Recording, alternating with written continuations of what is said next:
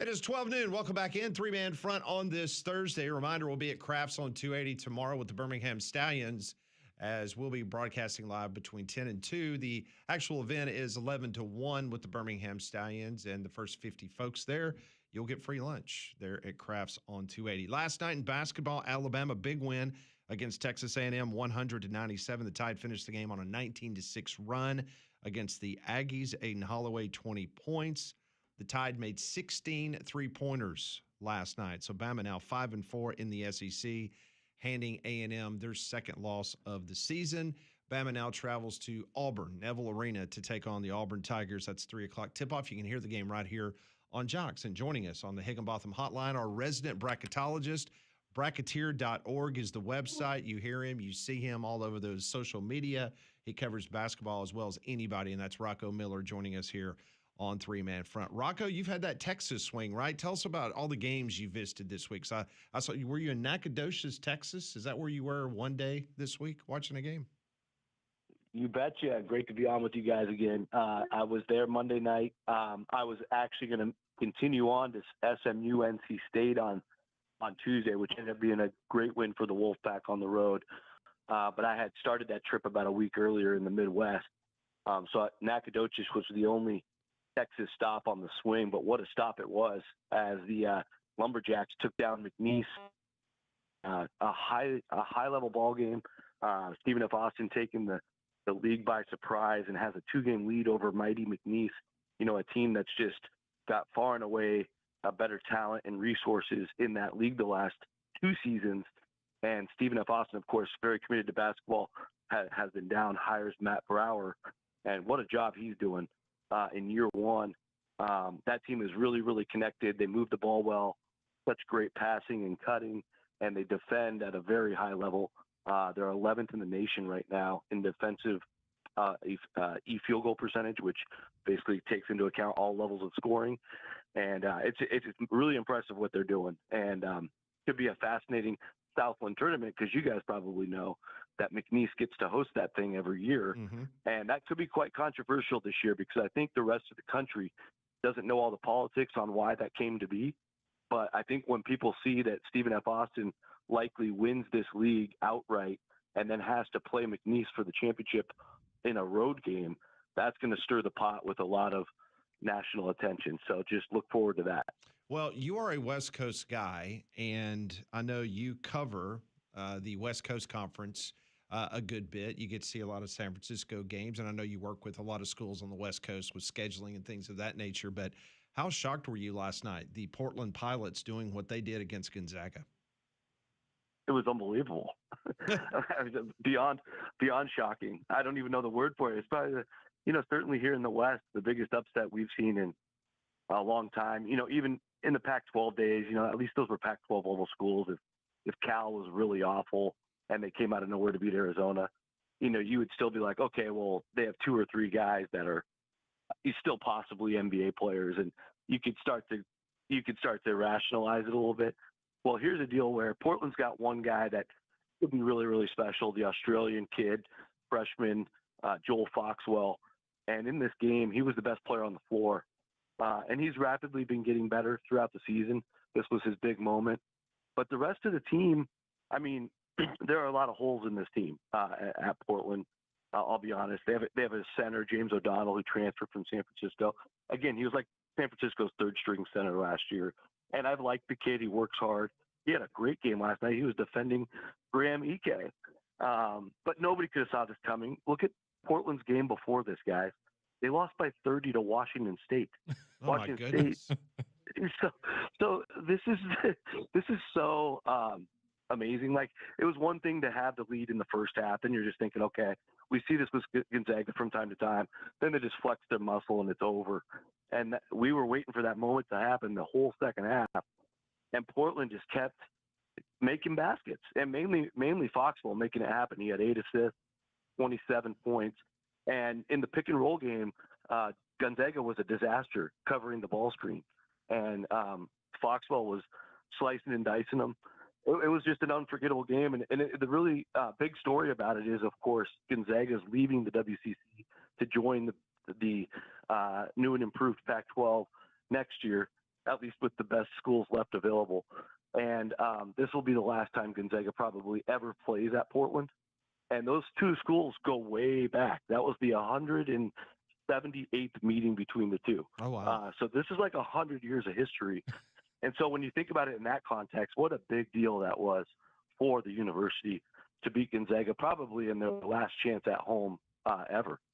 Yeah, I mean, last night, Rocco, just kind of felt like it felt like March Madness, right? Between that and you had Oklahoma State taking down BYU, you had Minnesota knocking off Michigan State. So you certainly had the upsets in full effect last night. But moving to the bracket and your bracketology, and you're the best in the business.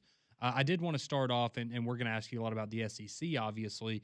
But I wanted to start with Alabama and Auburn. If you could just tell our listeners right now, based on your metrics, your assessment, where you have both of them kind of in your field for March. And then also the big game coming up on Saturday between Alabama and Auburn. How big of an impact could that have, win or lose, for both sides when that game's all said and done on Saturday? Yeah, great questions. So the Tide, of course, picked up a quality win last night. I know it was a little closer than most Tide fans would have liked, but I thought it was a really well-played game on both sides. Both teams only had 6 turnovers. Texas A&M shot it at a much better percentage, but Alabama generated a lot more possessions with rebounding and dominated the offensive glass, and that was the difference. Overall, right now, the Crimson Tide are they were a 5 seed on Monday, so they'll be no lower than a 5 seed for tomorrow's projection before we get to the Auburn game. There's a small chance they could creep into a 4. I just don't see it. There were some losses above them. You know, Texas Tech took a loss, and BYU lost, so they'll be compared against those teams. I don't know if there's enough juice from a home Texas A&M win to push them above at this point, but we can reassess after the Auburn game, because for the Auburn game, they have an opportunity now to play that game on the road. It's a quad 1 road game, and as it stands today, Alabama's 3-6 in quad 1, so it's an opportunity to get up to 4-6. Auburn's metrics could be good enough to be in what we call quad 1A. Basically, the actual committee splits quad 1 in half to make your even harder games go up in a different column. Right now, the 2 wins Alabama has in that column are Illinois and St. John's, which are the headliners for the resume. This would add a 3rd one in that column. Obviously, Alabama, this is the funny part about bracketology and rooting for the teams that you're not used to rooting for. If Alabama gets this win, or regardless, they'll probably need to root for Auburn to stay a tournament level, a top 8 type team the rest of the way. But yeah, it's a big opportunity for them. On the Auburn side of things, they've really come back from the dead when they won their 4 in a row. Obviously, the road loss to Tennessee is not going to be too damaging, but they're 4-7 in the quad 1. But the only other loss outside of quad 1 is home Texas A&M. And I think that's the important part about really understanding these teams is you can't just look at quad records. If you see they lost to Texas A&M, and we know, you guys know, we're never going to forget how that game ended. It was insane. It's a team that's tied for first in the SEC. That's not a bad loss at all. So Auburn, even though they've lost 8 times, they don't have a bad loss. And this can continue to add evidence for them playing against a team in Alabama who right now is 23rd in net. So that comes in as a quad 1 opportunity for them. So I think Auburn right now is stuck in that range of 7-8. They're right on that 7-8 border. This would certainly get them back into the for sure 7 area and pushing towards a 6. Rocco Miller joining us, the Bracketeer, Field of 68. You can see his work there as well. Go to his website, bracketeer.org. So let me ask you about the upper tier of the SEC, because taking a look at earlier this week, some of your projections, you've got Vanderbilt as a 3 seed. You've got Florida as a 4 seed. Kind of a compare and contrast, the difference between those 2 teams currently, Vandy and Florida. Well, yeah, very different resumes in my opinion. Obviously, you have the head-to-head. Florida went to Vandy and was the better team. So I think the closer Florida continues to creep towards Vanderbilt, almost like the college football example where we had the Miami-Notre Dame thing. If they're next to each other, it's going to be really difficult to not put Florida ahead. I think it's the only time they'll play each other. But outside of that, I'll start with Vanderbilt.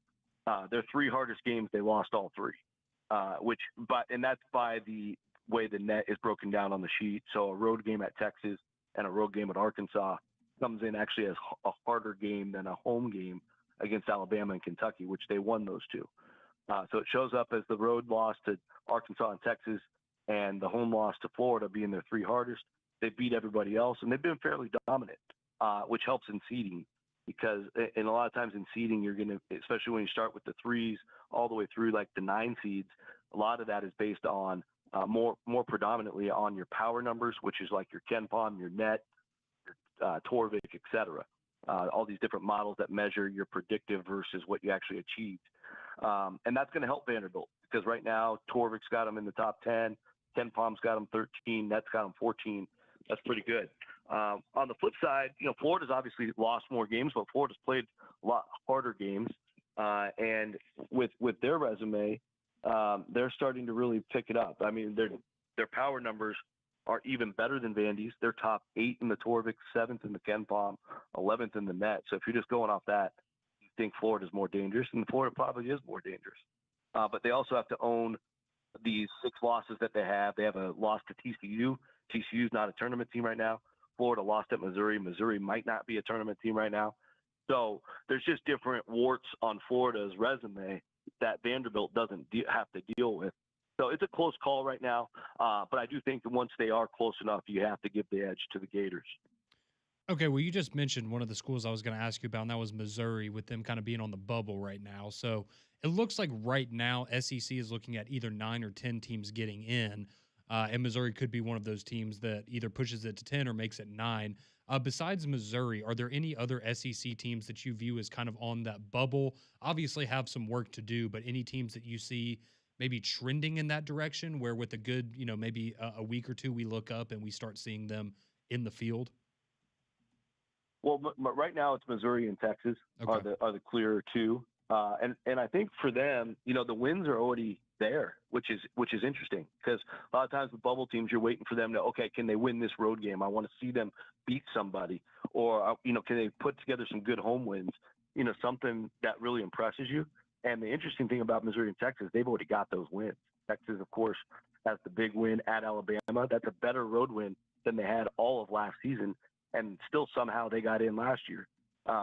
Very different resumes this year, obviously. And then Missouri, they have a road win at Rupp Arena. They're one of the only teams, if not the only team, to win in that building this year. And so that is super impressive for a bubble team. Most bubble teams haven't proven anything. And what it comes down to for bowl, and this would same be true for anybody else that could emerge, whether it's an LSU, an Ole Miss, or somebody that could get hot later. It really comes down to winning enough games in totality. So right now, Missouri is what I would call a -1 because they had 9 quadrant 4 games. So to me, the way I've always evaluated these teams is you get rid of the quad 4 games. Now, what's your actual record? You look at Missouri, they're still 6-7. I want you to at least be 500. Last year, Texas was the only team to get in that was under 500 in that area. So once Missouri plays South Carolina this weekend, I think once they win that, I'll be putting Missouri back in the field. Unless of course they lose, then they got to go get 2 more and even that out. So it's really I call it playing the 500 game. And Texas is basically in the same spot except for worse. Yeah. They're -3 right now. They're 6-9. So Texas has the wins. They just got to balance out the record. All right, Rocco, before we let you get out of here, I got one more question for you, and this is outside the SEC. But we've had this discussion a little bit, and anybody that's watched college basketball this year, if you've watched Arizona, they are incredible. They are a fantastic team. Do you look, trying to compare, right, going back to a couple years ago when you had those UConn teams that went back-to-back, right? I don't know about for you, but it felt like for me, when you get to the time you're filling out the bracket, it was almost impossible not to pick UConn to win because I know the NCAA tournament's so unpredictable, but you felt dumb not picking them because they were so dominant. Do you view this Arizona team similarly to those UConn teams where, I mean, again, it's very unpredictable, but you would be quite surprised if that's not the team cutting down the nets at the end of the year, or are they maybe getting a little more love than they deserve right now? What do you think? I think it's somewhere in the middle. I don't think they're dominant to that level. Because we've already seen multiple examples. You go back to opening night, that game against Florida was in the balance up until about a minute to go. They made the right plays down the stretch, which to me, that's even more impressive in a lot of ways because the closing minutes of college basketball games are the difference makers between winners and losers. And if they've proven it in high level games, that's as impressive as it gets. And they did that at UConn. That was another game in the balance against another team who's a projected number one seed and on the road in a hostile environment. Doesn't get more impressive than that, but that's still not the same as being dominant. And they had a UCF road game where they were struggling there for a while, end up pulling that out. The BYU game last week, they have a huge lead at halftime. They let BYU come all the way back. I think BYU even took the lead for a second, and they pulled that one out. So I think it's only a matter of time before Arizona drops one or two. They have to go to Houston, which I think they would maybe even be an underdog in that game on the road. They have a bunch of big home games with like the Iowa States. They have to go to the Fog and play Kansas, and they have to host Kansas. So they're going to play them twice. And I think when it's all said and done, a loss or two for Arizona won't be a bad thing. I think they could make them even stronger in the tournament. We see that in college basketball all the time. And I think overall, to answer your national question, the difference this year is there's so much strength at the top. I just saw Illinois in person last Thursday. That team is ridiculously good and huge. They're monsters. Like the biggest team in college basketball. They have lineup combinations where the smallest guy is 6'7". They've got 6'10" dudes playing the wing position. They've got multiple 7-foot plus guys that can shoot threes and defend. They are like a dreamy roster from a size perspective. And the way that Keaton Wagler, of course, the freshman phenom is playing, they look nearly unstoppable in the moment.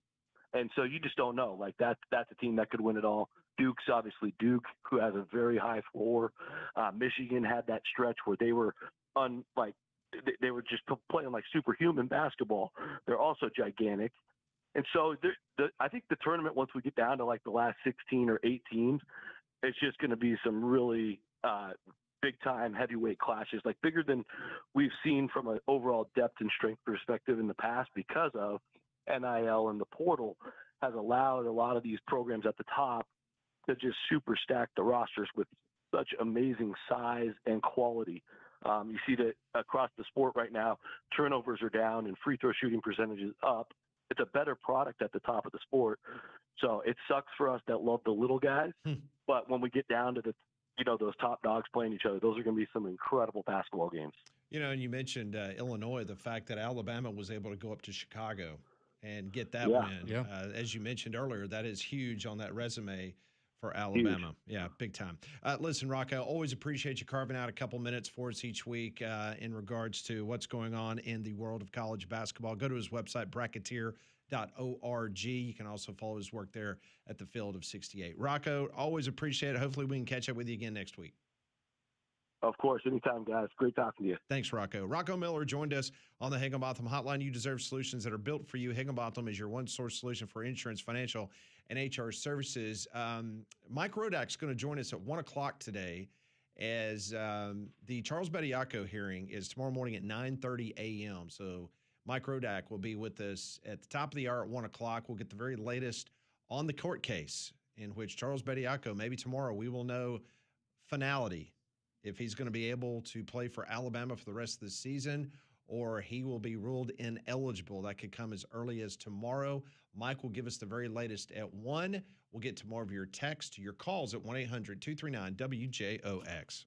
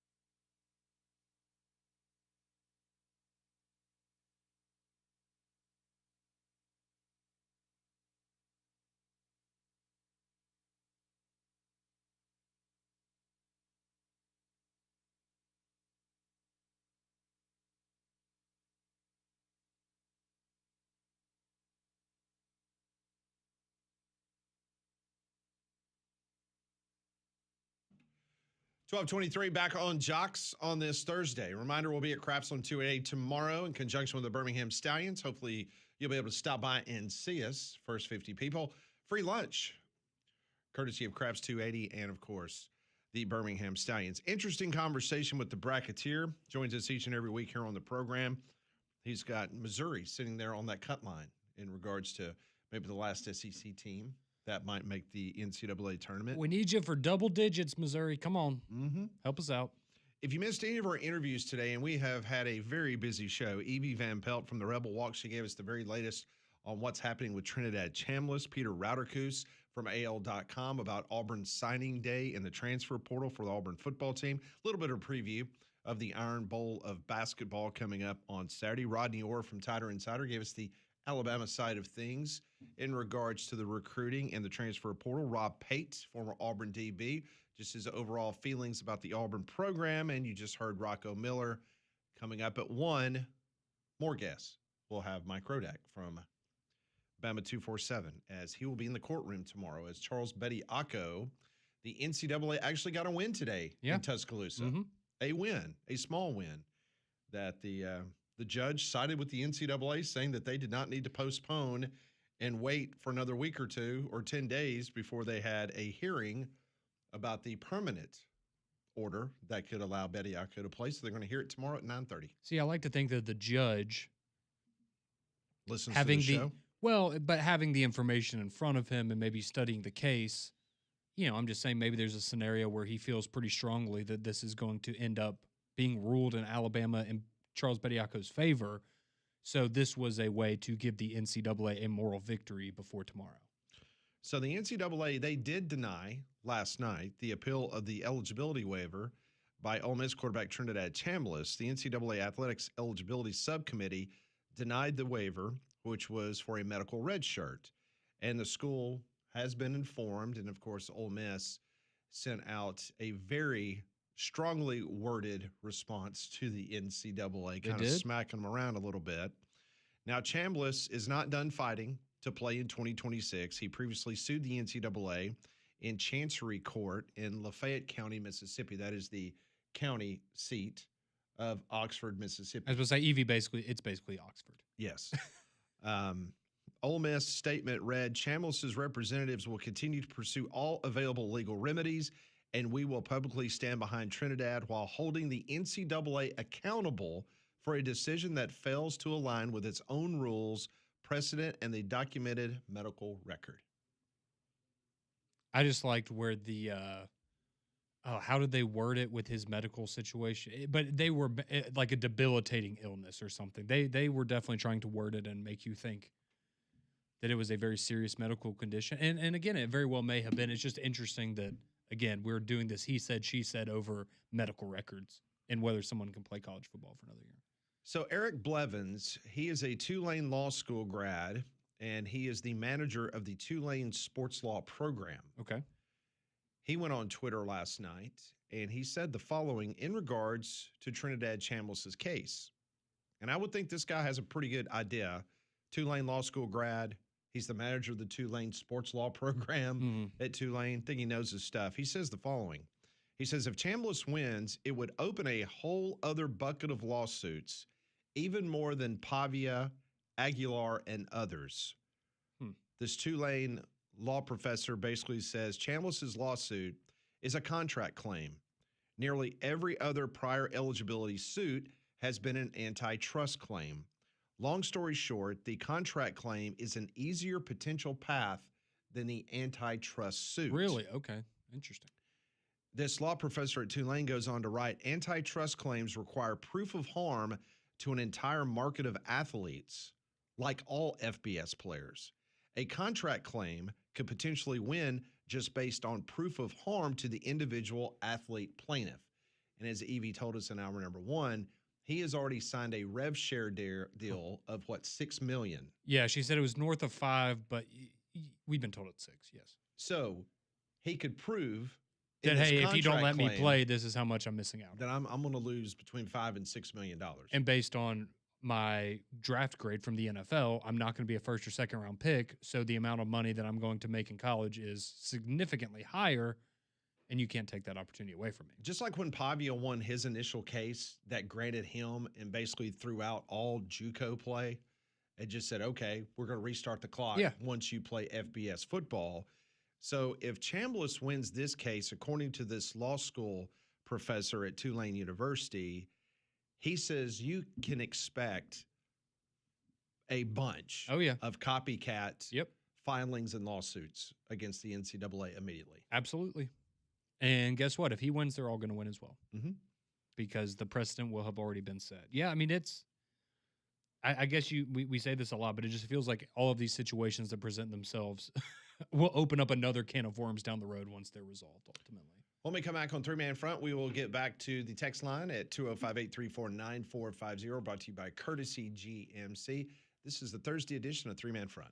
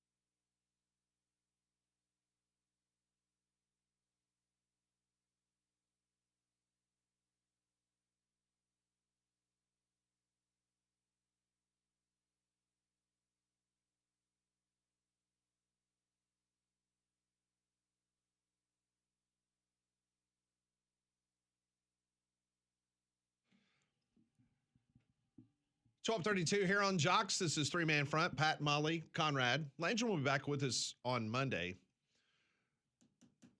just in time to recap the Super Bowl. Very busy weekend. We've got major college basketball coming up this weekend. But don't forget about tonight. We got a big one down on the south side at Bartow Arena. 8 o'clock is the tip-off. You can hear the game over on our sister station, Jocks 2 100.5. I'll be on the pregame, halftime, and the postgame show as the Blazers host the Memphis Tigers. It's a very odd year for Memphis. Not used to seeing this. Penny Hardaway's team, they are 10-11 on the season, 5-4 in the American.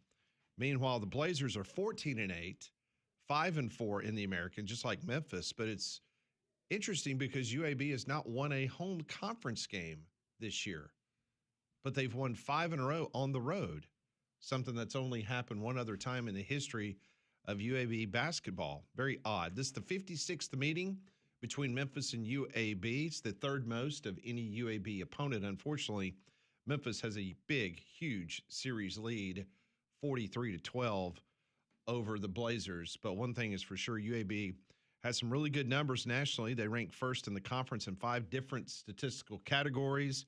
UAB is 20th in the country in fast break points per game. A lot of people don't realize that UAB runs that fast-paced offense. They're 14th in the country in rebounds per game. They don't turn the ball over a lot, only 9 times a game. So Andy's team is trying to get a win at home, something that is very odd. And if you are going to Bartow tonight, it's a gold out. So if you're going to support the Blazers, wear your gold, and the first 5,000 fans are getting a free gold rally towel. So some extra incentive there if you're going out to Bartow, dressing your gold, and go Zers. Well, flu season is here, so make your home healthier with Train's Clean Effects Home Air Cleaner. It removes up to 99.9% of airborne particles, including those that cause virus. It's 100 times more effective than standard air filters and 8 times more effective than HEPA room filters. So go and find a dealer near you at train.com. So the Super Bowl is coming up on Sunday, and our Twitter poll question of the day has to do whether you're going to watch the Super Bowl halftime show with Bad Bunny. 75% of our audience here at Three Man Front says no. They will not watch the Super Bowl halftime show. So, I love the aesthetics of college football, NFL, whether it's uniforms, helmets, or even the playing surface. Mm-hmm. Always fascinated how they prepare, they get these things ready. Are we going to have a bad playing surface for the Super Bowl? I don't think so. Okay. A couple years ago, we had some problems. Oh, out in Arizona, that playing surfaces, I feel like they always have problems. Yes, because like I said, they grow it outside, then they move it inside, and with all the fans, and it's a problem. Mm-hmm. But the field there at Levi's Stadium, it was replaced in early January. Okay. So once the 49ers, because you remember the 49ers had to go on the road. Yes. And they were eliminated, so they had plenty of time. So it was replaced in early January, and the grass is mowed every day.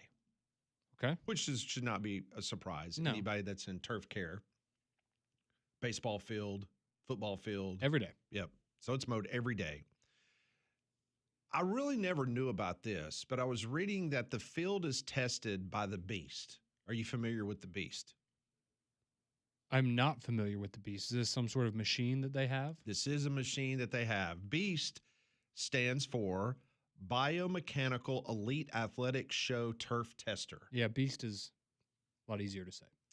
The Beast applies loads on the field to mimic a player's cleats Okay. and the weight of a player to ensure the surface meets the NFL standards for safe play. That's pretty cool. Okay. Mhm. I was It's not called aware. BEAST. Okay. Biomechanical Elite Athletic Show Turf Tester. Basically it's this big machine. Trying to look up a picture of it. That's it. Oh, right there. yeah. Looky there. Mm-hmm. That is cool. Yep. So the field was tested by the Beast. Yeah. The end zones for the Super Bowl was painted last Tuesday of this week, and the final coat will go on Saturday Okay. before Sunday afternoon kickoff. Makes sense. Yeah. The grass paint cures quickly. Like for the yard lines and things of that nature. In the end zone, it won't re-wet. Dew or rain won't smear the paint.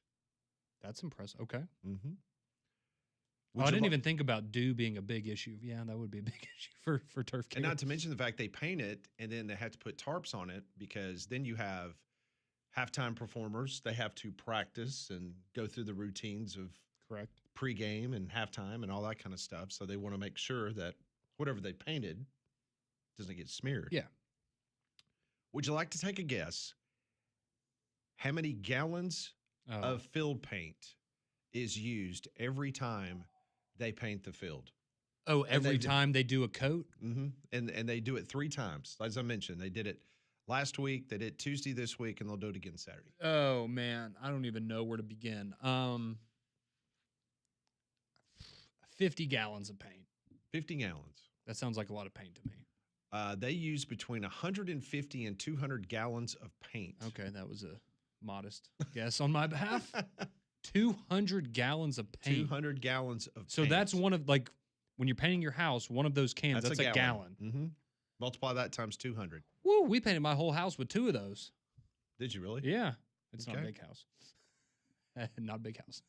That's crazy. 200 gallons of paint. So- Between 150 and 200 gallons. So I guess overall it'll be between 500 and 600 because they have to do it 3 times. Correct. Woo. They also Okay. have these special grow lights that they spread out over the entire field to keep the playing surface, keep the grass growing because, Northern California, Yeah. interesting temperatures at times. Mm-hmm. That's interesting. Yeah, it is so cool to see the process of how all this goes. And I will never forget one of my favorite interviews we've ever had on this show, and it was baseball. But when we had the Sod God on at Rickwood, and just man, that him was fantastic. explaining in depth just how much work and care goes into setting up those events and maintaining the field. And then you get out there, like when we were at Rickwood, and it's pristine, like actually perfect. Like there's no other way to describe it than every single blade of grass, it feels like is handcrafted. And it's a very cool process. I'll never forget, pulling the curtain back a little bit, we were very fortunate because of our friendship with Gerald Watkins Yes. and the Friends of Rickwood. Just great friends of the show. And we were very blessed because we were some of the last people that was able to see the old Rickwood. Remember, we went out there before they renovated it. before they shut the fields down. Mm-hmm. We were able to go out there and get one more tour of the old Rickwood before they shut it down. And then, of course, the refurbishment began. And then we were able to get a tour of the stadium Mm-hmm. prior to it, being opened For the game, yes. for the game itself.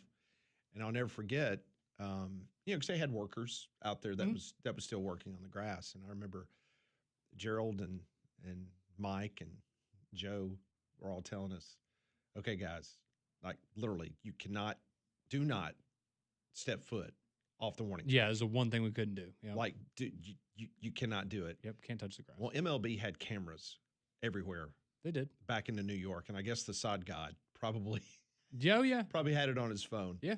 And that if somebody violated Yeah, if somebody Any wanted of to go those. run on the field or do something, they were, or reach down and put your hand on the grass. Oh, or do yeah, no. anything, that was not allowed. No. But yeah, that was pretty cool. It was a fantastic experience. Yeah, it was great. All right. Tell everyone all the time about Abide Roofing, and it's very important. The largest investment you're ever going to make is your home.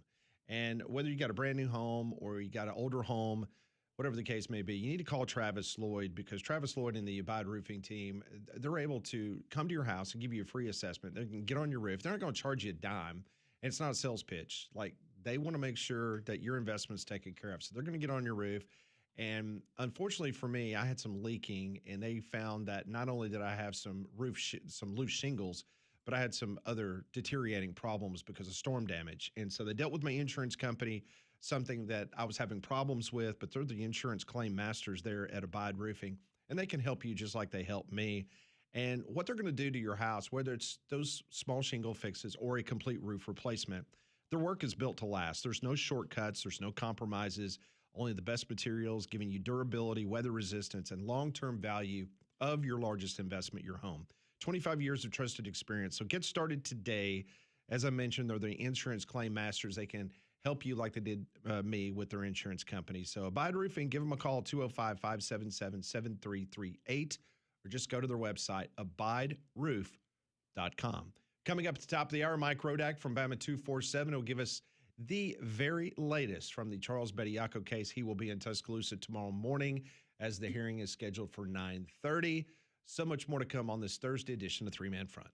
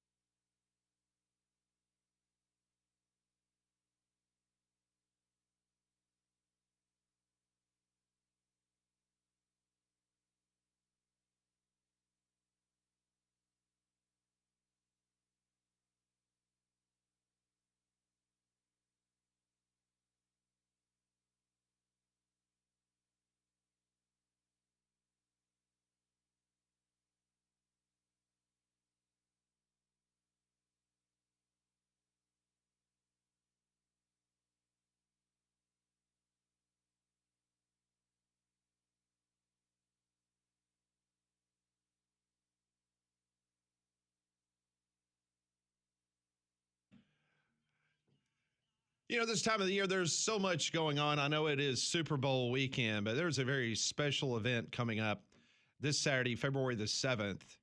Wings of Hope Pediatric Foundation is having a very special event. And joining us now to talk about this special event, a good friend of mine, James Carter. I've known James for an awfully long time. James, we won't tell any of these stories of us back in college, but I hope you're doing well on this Thursday. I'm doing well, just braving the cold a little bit, but we're doing well, doing well. Well, listen, this is a fantastic event coming up on Saturday, and we want to talk about it. The 10th annual Guinness Chili Cook-Off, that is coming up. It's going to be at the Beer Hog down in Pelham. And I've even gotten and I've asked really nice, but Conrad Van Order is going to be one of the judges. I hope he knows what he's getting into on Saturday.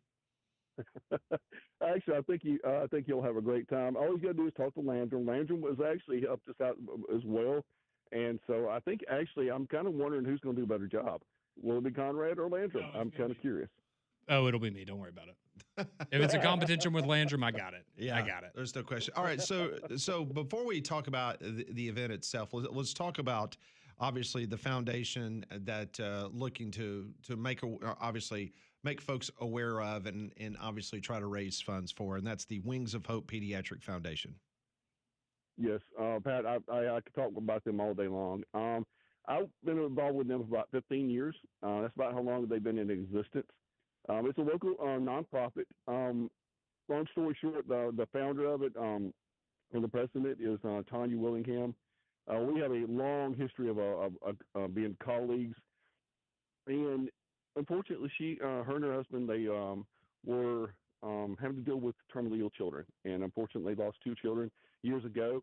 But in the process of going through that, they understood the difficulties of having critically ill or terminally ill children. And so as a gift to their daughters and children's legacy, they created the foundation. And what they do is they go in and help families that are suffering through the same thing. If they got a terminally ill child, they help keep the grass cut. They'll help keep the house clean. Stuff that basically it's just for time. It gives the family time, more time with their children. And so they tugged at my heartstrings years ago. I have walked 25 miles with 25 pounds on my back to help raise money, but we actually got a great relationship with Guinness on this, and I think it's been a great fundraiser for us. So I'm just excited to see what this year brings. James, I just wanted to ask you a little bit about how much you've seen it grow, because, I mean, it's been going on for 10 years now, and I know that, this is an event that we've been aware of, obviously, for years now, but what can you tell us about just how much it's grown and how much more the community has gotten involved? 10 years is quite a long time now. Right. I'd have to get the specific numbers for the last 10 years, but I know last year, just specifically in 2025, 96 families were helped, and that totaled about $76,000 there. So we've helped a lot of families, and it's been special. It's really, really special to know that, yes, when time matters, that we're helping with that time. So. Oh, there's no doubt about it. Again, this is the Wings of Hope Pediatric Foundation. It's the 10th annual Guinness Chili Cook-Off coming up. It's going to be down in Pelham at the Beer Hog, and live music is going to start at 12 noon. Judges begin tasting like Conrad at 2 p.m., and the public can sample chili from 3 to 5. A live auction kicks off around 4:45, along with several great raffle items throughout the day. Tickets are just $10 for anyone over 12 years of age. Kids are 12 are free. And I want to go back to what this is about, because Wings of Hope Pediatric Foundation, it's a local nonprofit. It helps families when it needs it the most.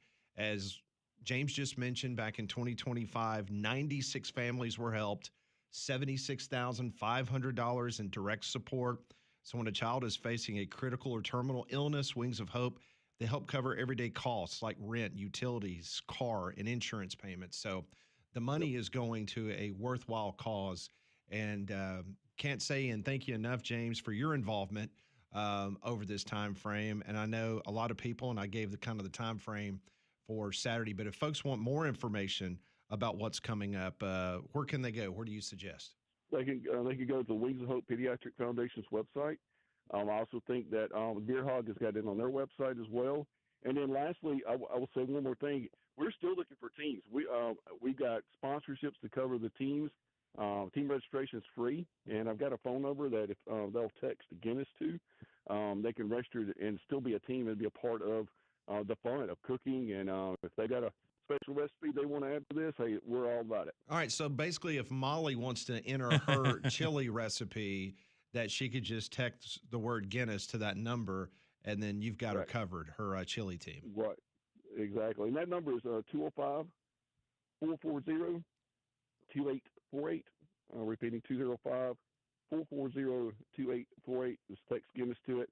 And registration process will be in there. And like I said, team registrations are free. We've got sponsorships for those. So come out and cook with us. Come out and let us see what you got to bring to the fun. All right, I got one last question for you, just so I can mentally prepare myself for Saturday.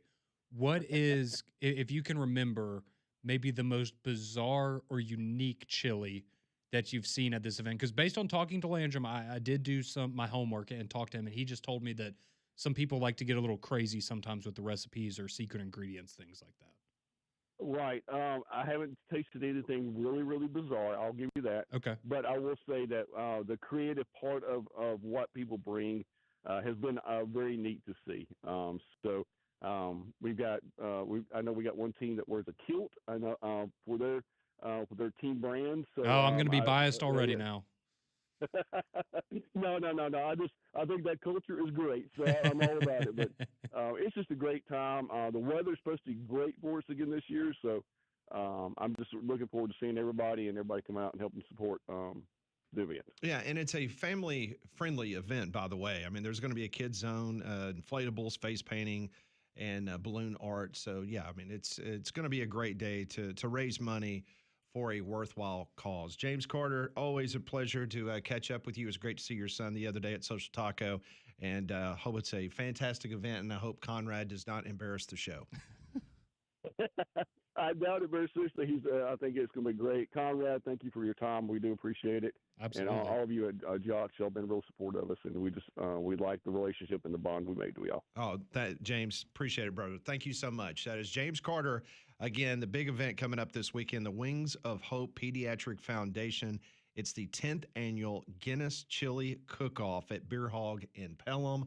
Our very own Conrad Van Order. How many chilies do you think you will taste? Yeah, see, that's what I'm curious.